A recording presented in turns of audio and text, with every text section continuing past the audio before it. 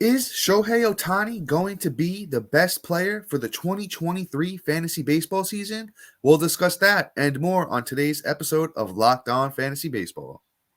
You are Locked On Fantasy Baseball, your daily fantasy baseball podcast. Part of the Locked On Podcast Network, your team every day.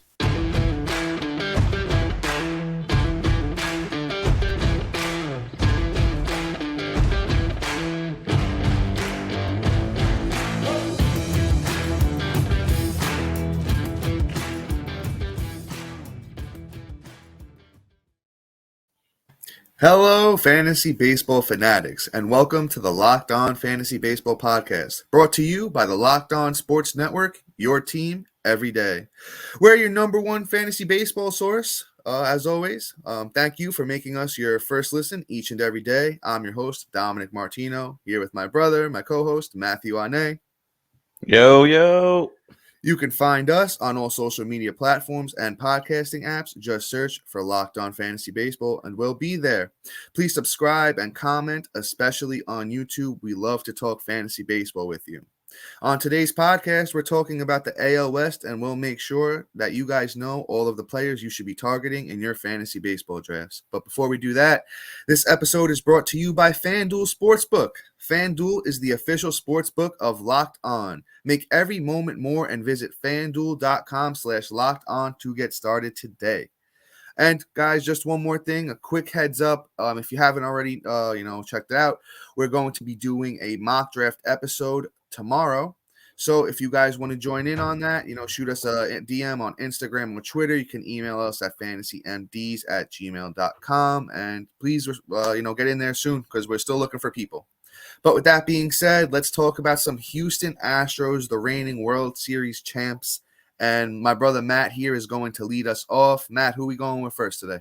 Oh, if we're going to talk about Houston, we might as well talk about Yordan Alvarez. Yes, sir. Yordan has just been an absolute stud over the last 2 years since he's been called up, and he just keeps it going. I remember when Dom first told me about him, like, you think? And then boom, this kid just hit the ball out of the park every single day. And it's funny too, because he just keeps doing it. This is what he did this year. It's absolutely crazy. In 470 at bats, the guy had 95 runs. He had 37 bombs, 97 ribbies. And here's the kicker. His batting average was a 306.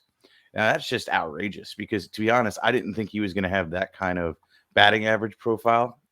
I really thought he was going to be like a 250, 265. But, he just had an outrageous season. And I don't even know what to say about it. Is this sustainable? It's just crazy because, last year he hit a 277, which is more on pace with him. And I still think a little inflated, but maybe he figured something out. I think that, Alvarez is just an incredible pick. And his ADP is just a little bit too rich for me, though, because he is UT only. He's going as number 6, the number 6 outfield, the number 10 overall. To be quite honest, the only reason I won't draft him in the first round is just because he's UT only. I need to fill up the multiple eligibilities, whether it's not multiple eligibilities, but an outfielder where I need multiple guys, or a first base or third base that's a little bit hard to get this year. So that's where I'm at. It's he's more of a second or third round pick for me. I'm not getting him there because I'm not going to be able to draft him. I just don't feel like I can do a good job of building my team with him as my first pick. But other than that, Yordan's phenomenal. My brother, I'm pulling it up now, but I think he's outfield eligible on Yahoo. I'm not sure about anywhere else, though. I can't confirm or deny anywhere else, but I'm just double checking on Yahoo right now because I believe when I checked, he still is. Yeah, he's outfield eligible on Yahoo. So if you're drafting on Yahoo, Yordan is definitely going to be able to someone that you can throw in there. But as Matt told you, that's somebody. Yordan Alvarez is somebody I was always super high on when he came up in 2019. He had a monster rookie showing for Houston. He had 313 with 27 bombs in only 87 games. He reminds me of David Ortiz. Very, very David Ortiz type profile. Both lefties, both hit the ball very, very hard. I think Yordan has upside of, maybe not an Aaron Judge type season from last year, but he could hit, 50 bombs and he could lead you to fantasy glory. I think that Matt said, well, he's coming off the board as number 6 overall outfielder right now, 10th overall pick. I don't have a problem with that at all. Really don't have a problem taking Yordan Alvarez there. He can lead you to fantasy glory this year. So let's move on to our next guy. Let's talk about, I don't know, in New York here, he's highly hated, but I'm sure in Houston, he's highly loved. That's Jose Altuve. Now, listen, I'm not going to give any Yankee discrimination here when it comes to fantasy baseball because Jose Altuve is my number one first baseman right now. And I mean don't know, second baseman? Second baseman. Sorry about that.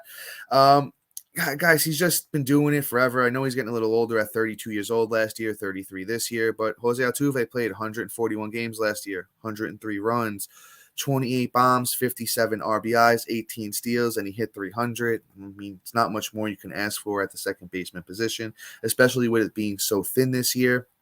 Overall, ADP right now, Jose Altuve is number 3 second baseman and the 37th pick overall. You got him in the third round, and you're absolutely gonna love that value that you're gonna get from him. I just think he does it all. 5 category guy. Yeah, no, Altuve is great outside him smacking on them trash cans like a little dirty guy. Yeah. You know, but I mean, he's my number 2. I prefer Ozzy Albies over him. That's just me personally. You're chalking it up. I'm playing a little bit more upside, but I just think Ozzy Albies is just a little bit better in my opinion, and you'll call me crazy for it. But it is. You already know. Yeah. It's an ongoing debate, ladies and gentlemen. But let's move on here. Let's talk about Mr. Jeremy Pena, Mr. Playoff Darling himself, Mr. World Series MVP. Exactly. And you know what? Like, it's crazy. This kid for me kind of came out of nowhere. Like, yeah, I knew his name, but I just didn't think he was going to just be on this level. And what he did in the playoffs was just bananas. But I'm going to read off his total 2022 season, right? So in 521 at bats, he had 72 runs, 22 home runs, 63 ribbies, 11 stolen bases, and batted 253. But like, I feel like after what we saw in the playoffs, like, I feel like it's not even doing him justice. I think there was a lot of like adjustment period for him because I think that we're going to see more of what he did in the playoffs this season, and he's just going to take that step forward. In all honesty, like, you don't just get World Series MVP without doing something really good, and that talent just doesn't disappear either. And if you look at for instance, his minor leagues in 2021, he batted 297. In 2019, he batted 303. So he's more of a batting average guy than what it was reflected. I think it was just that adjustment. And on top of that, I mean, his home runs were a little high. Like, maybe he's growing into his man body. And, you know, he's not, and he had 20 stolen bases in 2019. So, I mean, I think we're going to see a little bit more in those categories. And I think that obviously the batting average is going to come up, and we're going to see runs and ribbies because it's just the Astros lineup, especially with them adding Altuve. Like, they just got weapons from 1 to 9, and it's just ridiculous.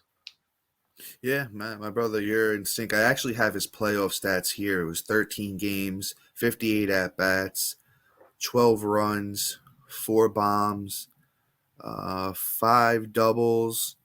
Yeah, he was just absolutely killing it here in the playoffs. He had 345 overall in the playoffs over those 13 games. Once again, we're talking about Jeremy Pena here, Mr. World Series MVP. Matt, did you say where you have him ranked? I have him ranked at 14 at shortstop. Got him 11. Yeah, see, there you go. And right now, his ADP is currently the 18th shortstop, pick 122 overall. Shortstop is very deep this year, so it gets interesting when you get to that point. I'm not 100% sure, you know, as far as if I'm going to take that risk there. It kind of really depends on how your draft goes. So you could take the risk on him there, and I definitely think, as Matt said, you could do that. You could take him there, and you could, you know, get that batting average, get those steals, and get all those other, you know, assets that might come with Jeremy Pena having a breakout.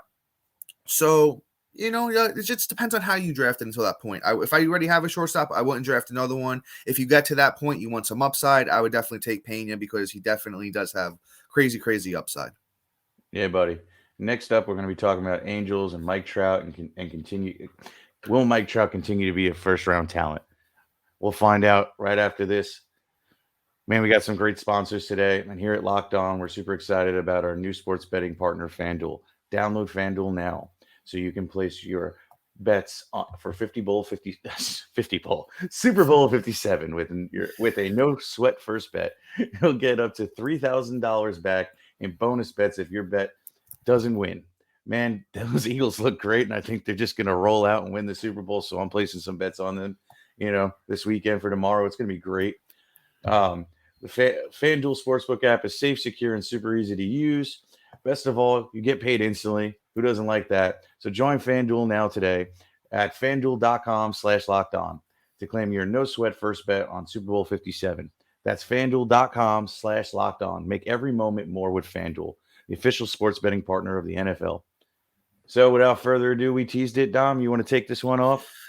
Yeah, well, I guess we might as well start with Mr. Mike Trout. And man, he's phenomenal. The only thing is you're not getting the speed anymore with Trout. Last year, Trout played 119 games, 85 runs, 40 bombs, 80 RBIs, only one steal, and he had 283. Mike Trout is a little older than we all might think. Mike Trout's going to be 31 next year. He's been around since he was 19 in 2011. And the guy's just been absolutely phenomenal. And as I said, there's two things here. He doesn't steal bases anymore, and he had that pretty bad back scare last year. And, it seemed like it was going to be a huge deal. I've heard quotes from Mike Trout already this offseason saying that it's a non-issue. But, as you get older, injuries get harder to recover from, and back is a big one. Back issues can linger for, years. But I think Mike Trout is a pretty safe pick right now. And as far as ADP goes, he's coming off the board as number 8 outfielder, pick 21 overall. This is probably the lowest Mike Trout has ever gone since, once again, his rookie year. I have Mike Trout as my number 6 outfielder. I think you just take him as your number 1 outfielder, and maybe you try and back him up with somebody a little bit quicker. Maybe if you take Mike Trout in the 2nd round, you look in the 4th or 5th round to get another, stud outfielder just to have somebody there to back up Mike Trout. That's what I would do if I take him. And that's all I can really say. He's pretty much a 4-tool guy. He's going to help you in 4 out of the 5 major categories. Yeah, I completely agree. I got him almost as high as you, I think. I got him at number 8 outfielder. I like Trout. I think that if anything, he's going to be more of like a chipping guy for steals. Like what Freddie Freeman does. He gets his 8 to 10 every year, and then we'll get you those nice home runs. I think that Trout still got it though. So I'm drafting him high. I'm just not drafting him in the 1st round for me. Let's move on here. Let's talk about everybody who has all these questions about, and that's Mr. Shohei Ohtani. Shohei has just been absolutely incredible. I just can't get over how good this dude is as a pitcher and a bat. It's just outrageous, right? He's got some Babe Ruth numbers. First got to do this in a while, and man, I love the kid. My only downside for him in fantasy wise is that he's DH only. But here's the deal. So I'm not drafting him in the 1st round, and I sound crazy, but again, I like to fill the positionals. But he has the upside. So if you want to build your team that way, I don't blame you. He's the one guy I'll make that exception for. But where I will draft him in the 1st round, and probably the top 3 pick, is if he's available on the platform as both pitcher and bat. That's where Ohtani has that mega upside. Otherwise, I'm just losing out on the bat. I will draft his arm though. Let me read off his stats, right, for just his batting for last year. He had 586 at-bats. He had 90 runs, 34 home runs, 95 ribbies, 11 stolen bases, nice little chip in there, and batted 273. Now, that's phenomenal. Any guy that's hey, I do this, geez, let's go. And then to boot, now he's got pitching stats as well. I can't get over it. I love Ohtani. He's just a different breed of animal. And right now he's going off the board as the number 14th pick. So I feel like people are kind of on the same page as me. They're not wasting their 1st pick on him. It's not a waste, but you know what I mean. And it's easier to just develop once you fill the position and then scooped him up. Yeah, I think as my brother Matt said, the thing with him is if you can get Shohei Ohtani as a guy you can move from your utility to your starting pitcher, I don't see how he's not the number 1 overall pick. I think Matt read you off his hitting stats, so I'll do the pitching stats last year for Ohtani. Last year, Shohei Ohtani, 15 wins, 9 losses as a starting pitcher, started 28 games, 2.33 ERA, 166 innings, 219 strikeouts, and a 101 whip. Let me see. I know Matt said he's coming off the board as 14th overall. Let me see where I have him at starting pitching again, because I'm not sure. I have him as my number 7 overall starting pitcher. And I don't see why anyone wouldn't have him in their top 10 at least. Strikeout upsides there, great ERA, great whip, and he's only getting better at baseball. He's going to be 28 years old in this year. He's still in his prime. So I think you just take Shohei Ohtani with confidence. Once again, if he's only at utility, I don't know if I'm taking utility Ohtani or starting pitcher Ohtani in the 1st round. If he's both number 1 overall pick, But you could take starting pitcher Ohtani as your ace. You can take utility Ohtani in the second round to pair with maybe like an Aaron Judge or, just any of those other great hitters. He really does it all, so it doesn't matter who you pair him with, honestly. But let's move on. We're enough babbling here about how great Shohei Ohtani is. So let's talk about somebody who there is a lot of question marks about, and that's Anthony Rendon. And this guy, man, he's always been very, very good up until, the injury started to creep up on him in his older age. In, 2022, he played 47 games. In 2021, Rendon played 58 games. So, it's been a tough little stretch here over the last couple of years. But let's go back to 2019 and read off what Anthony Rendon did that year, right? Anthony Rendon in 2019 played 146 games, had 117 runs, 44 doubles, which led the league that year, 34 bombs, a league-leading 126 RBIs, and he hit 319. Now, I don't know if he can get back to that exact form, but I think it's there. It's worth the pick because right now, Anthony Rendon's ADP is the 19th overall third baseman, pick 225 overall.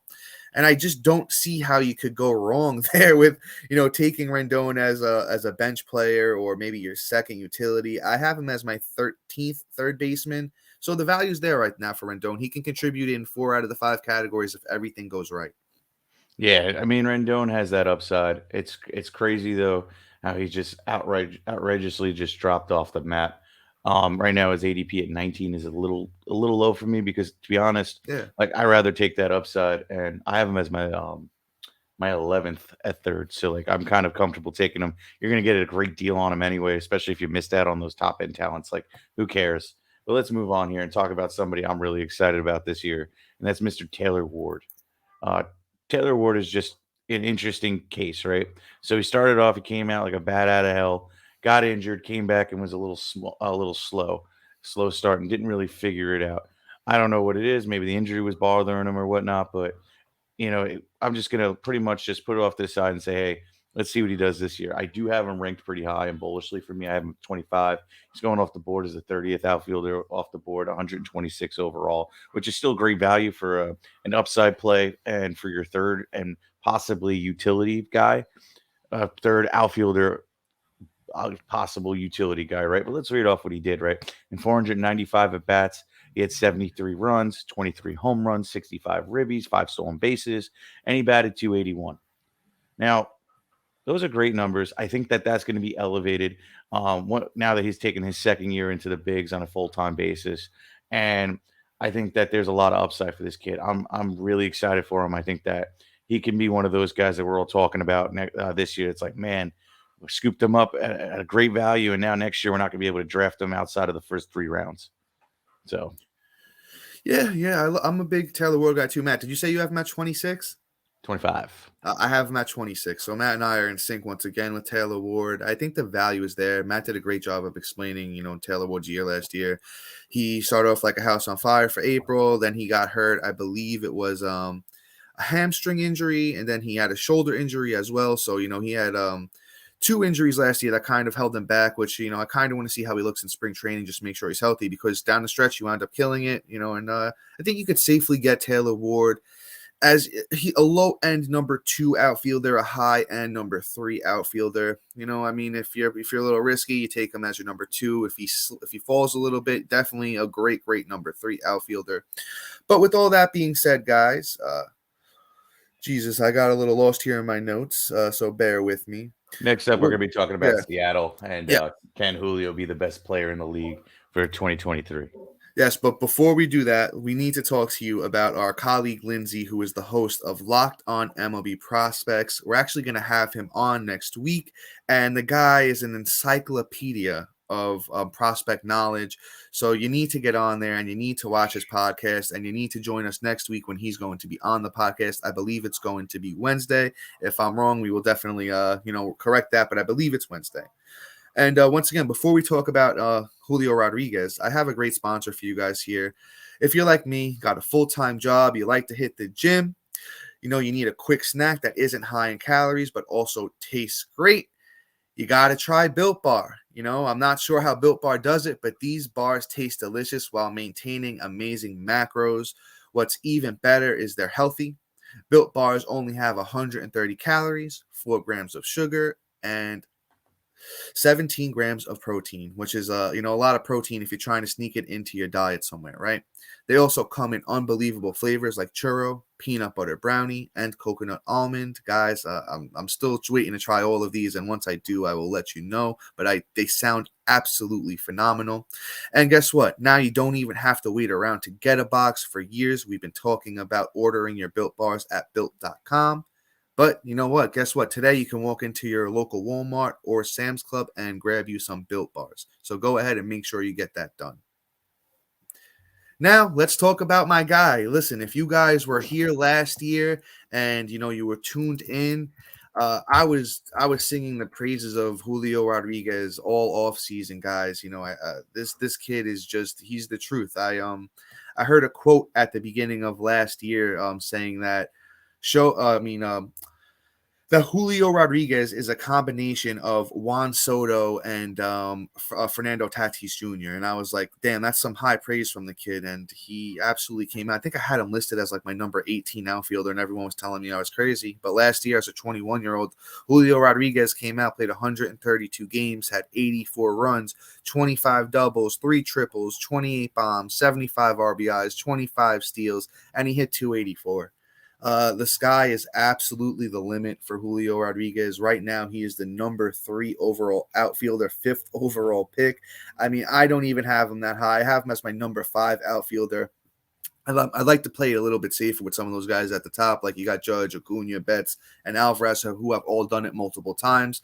But once again, if you take Julio Rodriguez as the number 1 overall pick, I mean, I just don't blame you, because the kid can go out there and potentially have a 40-40 season. Seattle's only gotten better. There's not much more I can say about the kid. He's going to be the best player in baseball one day. Oh yeah, I mean Julio is just outrageous. I have him as my number 3 outfield. I'm actually higher on him than you, There you go.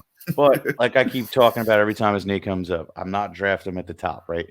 There's other positional eligibility people that like third base and whatnot that I'm going to scoop up over, and also too, I'm just not drafting him over certain names, right? Like, so there's Acuna and Judge in front of him, and then other people we can go on who's going to draft in the first like 10 picks, right? But whatever. Ultimately, I like him, and I have as my number 3 due to the fact that he is a 5-tool guy, and that's my prototypical first pick. Like that's what I want. And if this kid comes out in spring, he might even move his way up. So let's see what happens. Well, let's move on here and to Mr. Gilly Gilly, baby. I knew that's where you would go, my brother. I already knew it. Bro, a second I see his name, my eyes light up. I love Mr. Logan Gilbert. I nicknamed him Gilly Gilly, like Dilly Dilly from Bud Light commercials, because my guy is just awesome. And you know what? He's just been a stud. Like, I love the kid. When he came out his rookie year and just kind of lit up the world and was just so good, and then followed it up this season, I was just like, wow, this kid's going to be something special. And I think we're going to see it this year, even on a higher level. So let me read off what he did, right? So in 185 innings pitched, he had 174 strikeouts. He had 13 wins, and he had a 3.20 ERA with a 1.18 WHIP. Now, WHIP's a little higher than I like, but I don't think that's going to be a problem. And he's not a K per 9, but I think that comes up too, because if you look at his minor league stats, I believe he was a K per 9 guy, right? So I find it. So he had a yeah. So in 2021, he was a K per, over a K per 9, and that was in the bigs. And in the minors, he had pitched 135 innings and then 165 strikeouts. So like ultimately, like I think that K per 9 is going to come up and then be that prototypical stud. And I think we can have a very special season from Gilly Gilly this year. And I'm really excited to see what Logan Gilbert's going to do.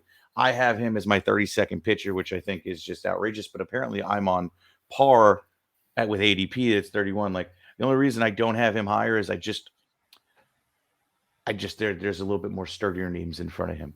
But at the same time, the upside can be outrageous. And I'm just so excited to get him. He could be your pitcher 3.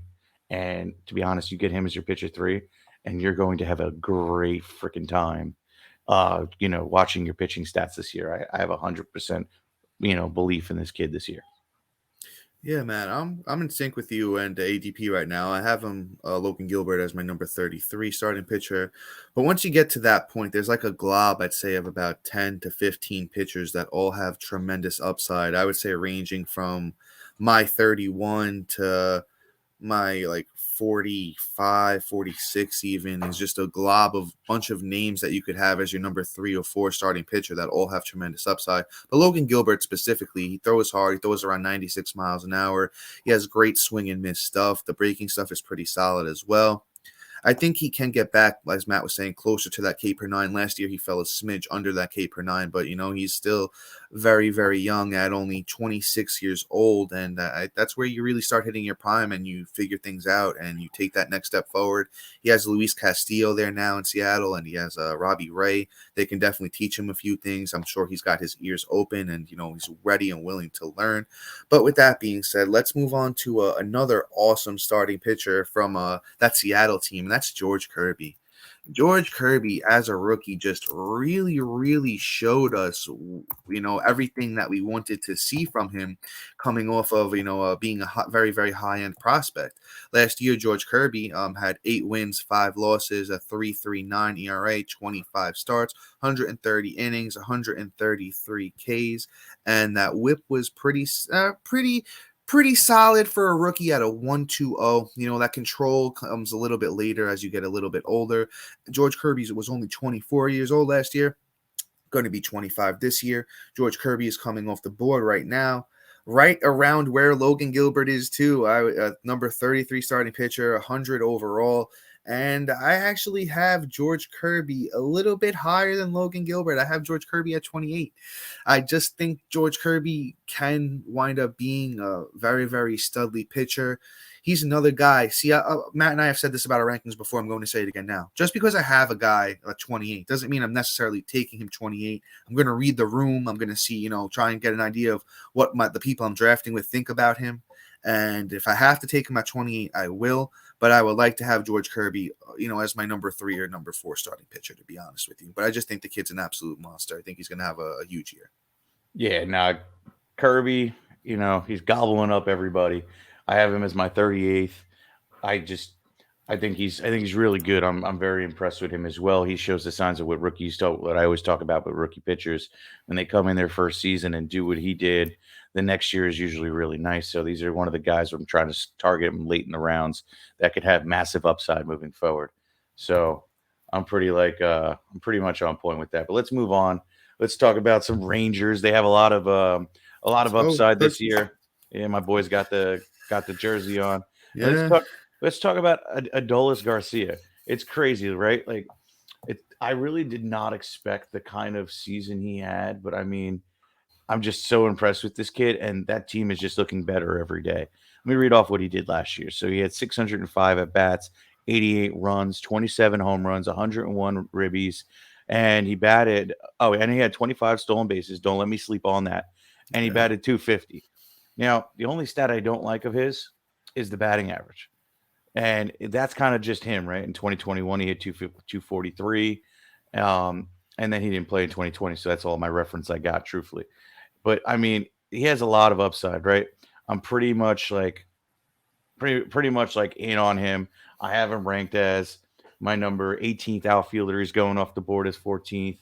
The only reason is I trust a few more names, the 4 names in front of him more than him. And it's just like, it is what it is. But I think Adolis has a lot of opportunity for them counting stats this year. And that team's going to be very competitive with the addition of Degrom. And, Semien and Corey Seeger on this team are going to be driving the way with them. And, they might call up some prospects this year that are going to make the team very interesting. And, there's a lot of opportunity for him to be very valuable in fantasy. Yeah, man, I'm in sync with you with Adolis Garcia. I have him ranked as my number 16 outfielder. Matt, did you mention the ADP? Oh, yeah, I did 14th. Yeah, 14th, 56 overall for Adolis. And the thing is, right, so if you drafted like Freddie Freeman in your first round, and let's say you got like a Jose Altuve in the 3rd round, and you're looking for your number one overall outfielder. You could take Adolis Garcia because that batting average is going to kill you. You already got two guys that are great at batting average. Then you're going to add some bombs. You're going to add some RBIs. You're going to add some steals. And Adolis is even shown to be he's a plus in the runs category as well. So once again, he's a team construction type of guy. If you went in your first couple of rounds and you got guys that aren't gonna be great in batting average, then you don't want to take Adolis Garcia. But the upside's there. The upside's there. I mean, he's going to be 30 years old this year, so he's getting a little bit older. But still, he's just shown to prove that he's going to contribute in 4 out of the 5 major categories. So you can't go wrong there with Garcia. Let's talk about somebody I was pretty high on last year, and I'm still pretty high on this year. That's Corey Seager. Now, the thing with Corey Seager is, the shift kind of killed him last year. I think teams kind of figured out where to position their, players to really rob Corey Seager of hits. I believe the stat I saw was he was robbed of like 56 base hits or something like that due to the shift. Now they're not going to be able to do that to Corey Seager this year. Even though Corey Seager still did have a monster year last year at 20 years old, 151 games played, 91 runs, 33 bombs, 24 doubles, 3 steals, and he hit the 245 batting average. Now, even with the 245 batting average last year, Corey Seager's a career 287 hitter. And I think without the shift, we're going to see Corey Seager get a lot closer to that 287, if not even surpass that. And if he can still chip in, 25 to 30 bombs, we're talking about a major 4-category guy right now. And he's coming off the board as the 7th shortstop, 58 overall. I currently have Corey Seager as my number 5 shortstop. And I just think that he's going to bounce back and have a very, very monster year this year. Once again, I think don't let that 245 batting average scare you away. I think he's going to be great. Yeah, no, Corey Seager is going to be phenomenal. And like you said, no more shift means, plus in the batting average category. So I'm excited for that. But let's move on to somebody else on the same team, and that's Mr. Marcus Semien. Semien's great. I mean, I love the fact that he also has second base eligibility. Like, it's a big bonus for me. Like, it's hard to get a guy that does what he does at second base, right? He kind of he's pretty much a 5-tool guy. So last year he had 657 at bats, which means he stayed healthy. He had 101 runs. He had 26 home runs, which he has the potential to do 30. He had 83 ribbies, 25 stolen bases, and batted 248. I love him. You know what I'm saying? Like, he just is that guy. I'm a little worried about the batting average, but at the same time, when he has the other, tools in his tool shed, I'm okay with taking that batting average hit. And if he does what he did the year before in 2021, getting into that 260 range, and it was high 260, it was 268, I'd be really happy. And, he'd be a really nice steal for you at that point, because then he's really making that difference in each category for you. He's a great talent, great bat. And like I said, the Texas team is just really making some really good moves this year. Matt, my brother, did you read off his overall stats there? I did. Okay, so guys, if you listened to Matt there and read his overall stats, he had a very, very monster year last year. This is what I'm going to do. Through Marcus Semien's first 52 games, so that's April 8th through June 5th. Check this out. He only had 26 runs. He only had 41 hits. He only had 3 bombs, 19 RBIs, and he was hitting 8 steals, and he was hitting 196. So that's his first 52 games. He hit to only 196 with not really great stats at all, but he finished the year with very, very monster stats. So it just showed that Marcus Semien is a guy that can adjust, and he can, come through the tough times. Some guys can't do that. Some guys, get off to a bad start and they can't ever figure it out, and they have a really bad year. But Semien has showed us that he is capable of, working through it. And that's something to me that I like to see in any type of player, and that goes for any sport, and Semien has shown it. But there's not really too much to add here, except I'll let you know where I currently have Semien at shortstop. I currently have Marcus Semien at 6 at shortstop, and I have him number 2 at second base. So he's going to be, a very, very solid contributor to your fantasy teams. I think you take him and you just be very happy. So let's talk about one of the newest additions to this team, and that's Mr. Jacob Degrom. He decides to leave New York, go back home to Texas. And, I just when Degrom's healthy, he's arguably the best pitcher in baseball. Last year he was coming off the injury, and Degrom as a 34-year-old last year had 5 wins, 4 losses, 3.08 ERA, 11 starts, 64 innings, 102 strikeouts, and he had a 0.74 whip. What else do you want from the guy? The year before, 2021, he had a 0.55 whip with 146 strikeouts and 92 innings. There was 15 starts and a 108 ERA. Listen, guys, you get a little, bullish, and you could take him as your number one starting pitcher. That's what you're going to have to do. I have Degrom as my number 3 starting pitcher. Just never know if the guy's going to stay healthy or not. But like I said, when he's out there in a very Clayton Kershaw type of way, he's arguably the best pitcher when he's out there. So that's for your guys' decision to be making if you want to take him that high. Yeah, I mean, it's funny. Like you said, he could be the best pitcher in baseball when healthy. It's just a question of, when are the phalanges going to give out? And for everybody that doesn't know, it's the first time I mentioned it during the podcast. Phalanges are just me calling them injury prone. So, when are they going to break down and when he's going to have it? How long? Right. But here's the thing. If he does it this year where he gets hurt and he does more of like a Clayton Kershaw kind of type deal, I'm going to start building it into his draft price for, the 2024 season. But right now I have him ranked as my starting pitcher 8. I'm drafting him. I'm not happy about it sometimes because you're going to be drafting him in the first 2 rounds. And if you're lucky, if he's in the third, you're really like, you just snag that up and eat it all up all day. But he is a little bit on the risky side, but I just think that, you can't pass up on great talent. Real quick, Matt, before we move on, so I didn't mean to cut you off. I just want to let the people know, guys, he's the number 5 starting pitcher ADP right now, and it's pick 29 overall. So you got to take him that high if you want him. Yeah, it's a big asking price, but ultimately, Degrom could pay off, or he can, crap the bed, and then you're just stuck with this bag and just not great. But let's move on. I think we beat him down, to a pulp. And let's talk about the Oakland A's. And there isn't much to talk about. We only got 2 guys. We all know. Sorry, Oakland fans. Sorry. But we all know that's why they're trying to get out of Oakland. But let's move. Let's talk about Mr. Ramon Laureano. It's funny. So most people don't even know about this kid these days, but unless you're an Oakland fan, he actually has like a pretty nice, decent upside for him. And he's a late round pick too. He's 52 outfield overall, 227 overall pick.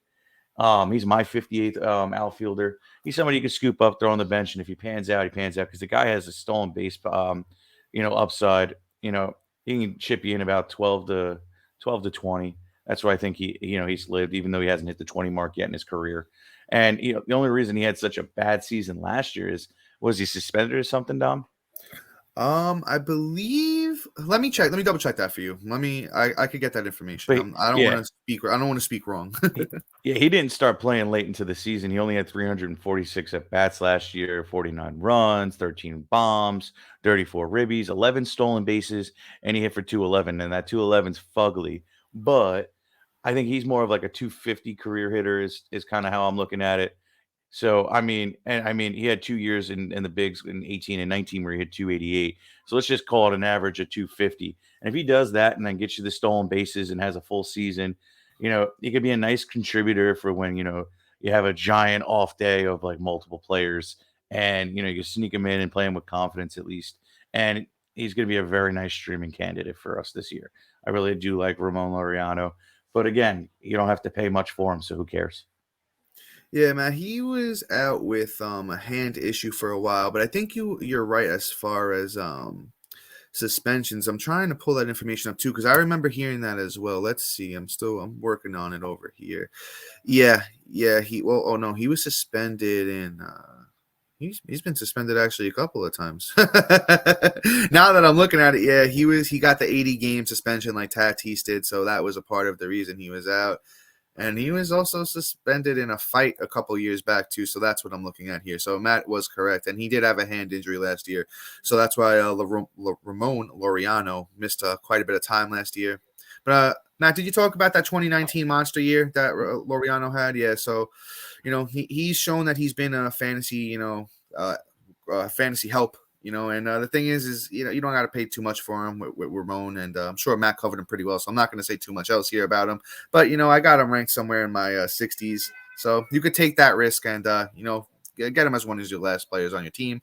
But let's last player here, somebody I was super high on last year, and it didn't really pan out the way that I wanted it to for him. But that's Esteury Ruiz, and he got traded in that big William Contreras deal, and a bunch of other players were in that deal, and he was actually great. He was very good in the minors. Let me read you what he did in the minors last year. Once again, I'm talking Esteury Ruiz here. In the minors last year, he played 114 games. He had 114 runs, so that was a run per game, 33 doubles, 2 triples, 16 bombs, 65 RBIs, 85 steals. He had 85 steals and he hit 332. Talk about Mr. Steal Your Girl, bro. Yeah. So, Mr. Ruiz over here has shown, that he's very, very capable of being a very good baseball player. Now, the thing is, he's in Oakland, so the counting stats are probably not going to be very great. But I think with Ruiz, you go in, you say, hey, at the end of your draft, because I believe he's coming off the board as the 84th outfielder, pick 331. So, once again, somebody that you could just get as your last pick and see where it goes. I have Ruiz actually pretty high. I have him as my number 52 overall outfielder. I'm just gonna draft him for steals and maybe the thought of some runs as my last pick if I need it. If you didn't get a lot of steals in your draft, he could be that guy. I think Oakland's just gonna let everybody they have on their team do their thing. Maybe try and trade some of them too. So maybe there's some room for trading Ruiz there. But I do love the profile. I love the profile of Ruiz. Yeah, no, Ruiz has a lot of upside, and to be honest, I think he got a little screwed that he was just getting showcased so that people would, take his value. But I mean, ultimately, I don't think he got a fair shake at the bigs. I know a lot of people are out on him, but he's pretty much free 99 in all drafts with an 85 stolen base upside. And on top of that, while he got the 85 stolen bases, he was batting 332. That's just ridiculous. He had a phenomenal year in the minors. So, like, I really am I'm just as bullish as on Dom, and he's free. Take him with your last pick, and what's the worst that happens? You drop him a couple days later. Yeah. And if he comes out in the spring, this kid's gonna fly up them draft boards if he starts really doing what he's supposed to be doing. There's nobody on that team. They're gonna let him do whatever he wants. So Ruiz could be like a really nice upside play going into 2023. Yeah, Matt, before we wrap up here, one more thing I did want to say about Ruiz is that he was with the Padres originally, and then he got traded to the Brewers in that deal for Josh Hader. So the Padres didn't give him the playing time he deserved.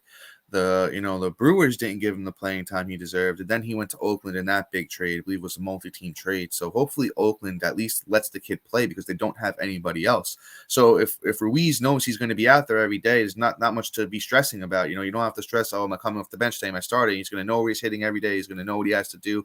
And I just think there's a lot of upside with Ruiz. But with that being said, guys, I think that's all for today. If you haven't already, be sure to like, subscribe, comment, rate, and review wherever you watch or listen. Also, once again, check out our website. Our website is in our link tree. You have all of our rankings there.